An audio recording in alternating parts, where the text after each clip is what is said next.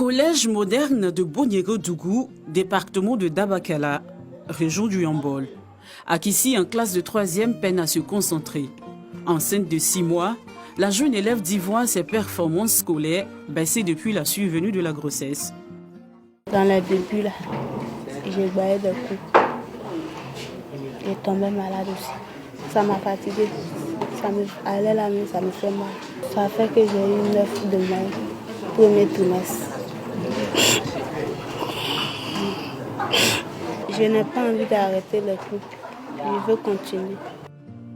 Cette classe enregistre 4 cas de grossesse. L'une d'entre ses filles est absente ce jour pour cause l'accouchement. Toutes partagent les mêmes difficultés. Les résultats sont en chute. Avec les autres, ça se déroule bien, c'est bien. Mais celles qui sont enceintes, c'est un peu difficile. Parfois, on est obligé de les interroger pour qu'elles ne puissent pas dormir. La classe compte également 3 élèves pairs. Porter une grossesse ou la faire porter à quelqu'un a toujours des répercussions. Bébé à la maison. Chez qui? Chez maman.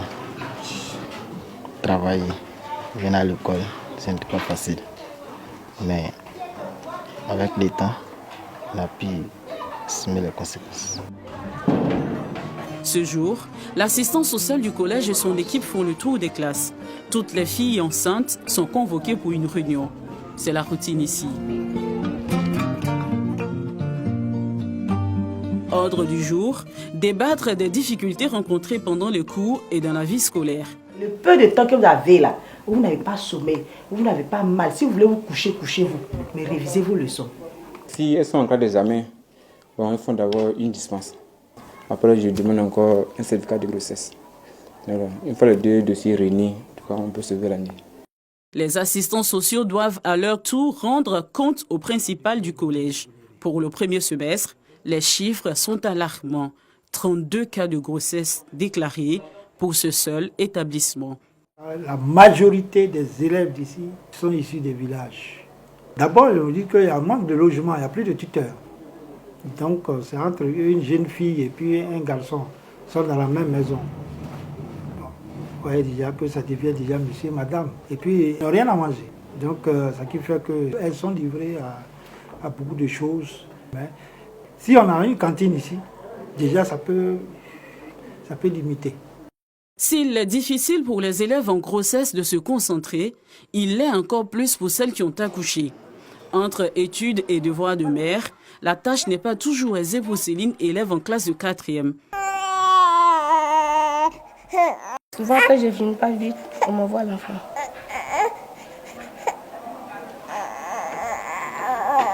Obligée d'interrompre la révision des cours pour donner le sein à son bébé de 2 mois. Le bébé est exclusivement nourri au sein. Impossible pour la mère d'alterner son alimentation, faute de moyens. C'est la fin des cours pour cette matinée.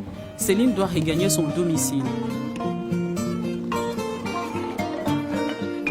C'est dans cette maison de fortune que vit la jeune fille avec son bébé et 7 autres élèves.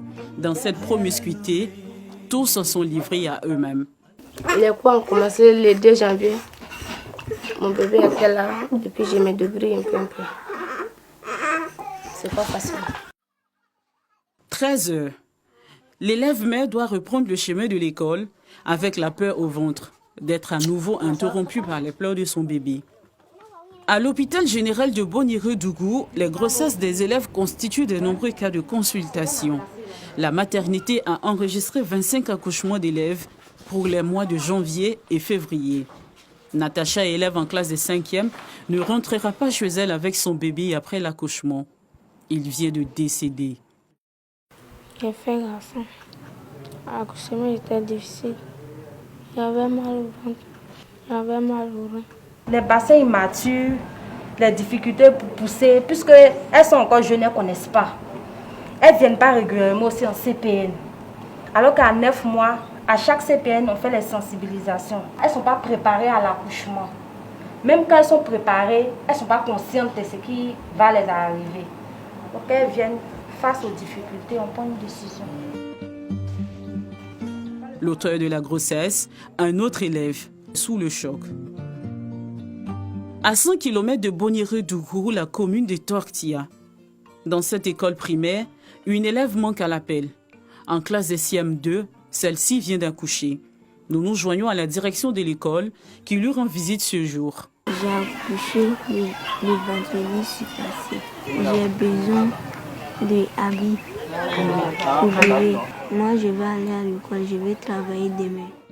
À Katiola, chef-lieu de région, le lycée moderne Gaston Ouassena Koné comptabilise plus de 26 cas de grossesse. La sensibilisation reste la seule arme de prévention. Mais se pose la question des auteurs de ces grossesses. L'enfant, il peut avoir des difficultés à étudier. Maintenant, le professeur qui est à l'école va profiter de cette situation. Moi, j'ai fait la synthèse pour toute la draine de Katiola. Je n'ai vu nulle part le nom d'un professeur comme auteur de grossesse. De nos jours, ils savent qu'il y a une sanction qui les attend. Selon la coordonnatrice du centre d'écoute et de conseil, les auteurs de ces grossesses sont généralement les hommes de petits métiers et les élèves eux-mêmes. La région du Yambol compte plus de 80 cas de grossesse pour le premier semestre. Un chiffre préoccupant pour le directeur régional de l'éducation nationale. Il faut intensifier la sensibilisation, sensibiliser également les parents sur les dangers que courent leurs enfants lorsque les enfants ne sont pas dans les bonnes conditions de travail. Et nous comptons aussi entreprendre d'autres actions auprès des leaders communautaires. Je pense que tout ça, l'un mis dans l'autre, nous pouvons réduire le phénomène. Au cours de l'année scolaire 2017-2018, la région du Yambol a enregistré 102 cas de grossesse contre 73 en 2018-2019 et 104 en 2019-2020. De 2013 à 2018, 20 750 grossesses ont été enregistrées sur toute l'étendue du territoire. Face à ces chiffres, plusieurs actions ont été entreprises par le ministère de l'Éducation nationale, de l'enseignement technique et de la formation professionnelle. Au nombre de celles-ci, la création de la direction de l'égalité et de l'équité du genre, sise au 25e étage de la Tour D.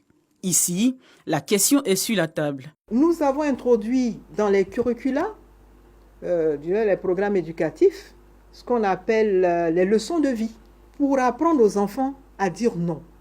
Il y a aussi un plan d'accélération de lutte contre les grossesses en cours de scolarité qui a été élaboré avec l'appui de UNFPA.